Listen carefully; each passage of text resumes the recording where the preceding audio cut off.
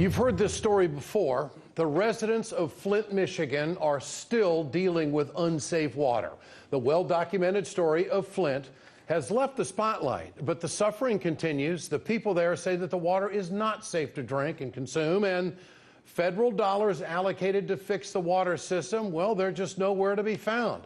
The residents still experience chemical burns from the water, and the distribution of fresh water is being reduced. In the meantime, water bills have drastically increased for residents. For more on this, we turn tonight to Pastor Ezra Tillman from Flint, Michigan. Pastor, nice to have you with us tonight. I know that you've heard a lot from your parishioners there in Flint. Describe the water situation for our viewers tonight. What is Flint going through? Today, Flint water crisis is at stage 1. Believe it or not, it's worse than what you think.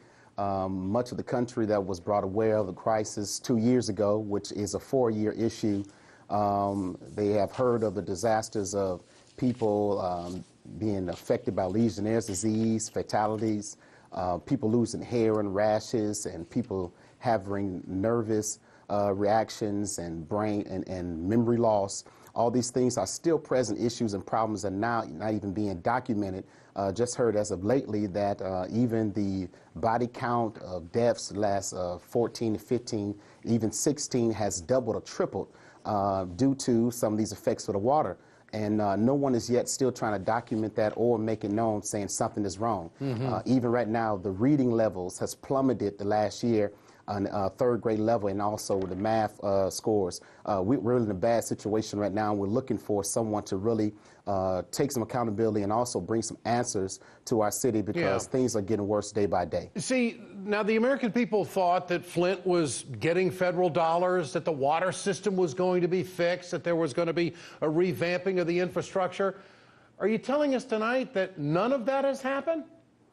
Well, I want to be clear that there has been some small, detailed things that have taken place, and if you listen very closely to those persons who mention about anything being fixed, they keep using the word service lines. The service line is from the curb of the street to the house. That has not entailed the water mains being fixed. Our water resource come from Detroit. You have to break up some freeway to get the real true water fixed. If you want to look at what's going on inside the city, the infrastructure is 100 years old. None of those things taking place. There's no construction taking place of that magnitude. From block to block, you may see a few people working, and then they may do 4 or 5 houses and skip the whole block and go across town. So these are the type of things the citizens are seeing, and so to say the money have come into the city, it may have come to the city, but we're not seeing the results. Okay, so the water quality, is it being tested?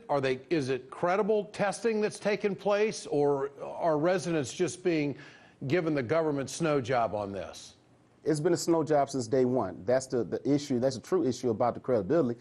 We can't talk about credibility because there's so many other things around this particular matter. During the time, there was a lot of testing of the water, and some people gave accurate numbers, but most of that testing was strictly on lead. You have other things, other elements in the water that's causing an issue. As of late, we've been reported that there are citizens being affected by bacteria inside of the water that's causing them to have lung issues and breathing problems, and other things are taking place as we speak after the water has been tested. So it's beyond just lead issues, other things as well, that is bringing a very excruciating pain to people's lives, physically and mentally. And what's the future as you see it?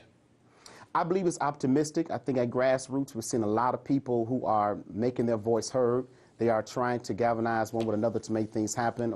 My life, my church, my family is committed to it. We're trying our best to do other things to build the corral of the people. Sure. We have an up-and-coming conference to empower entrepreneurship. My wife is over. You know, we're doing much possible to make sure we stick with the life of the Flint citizen.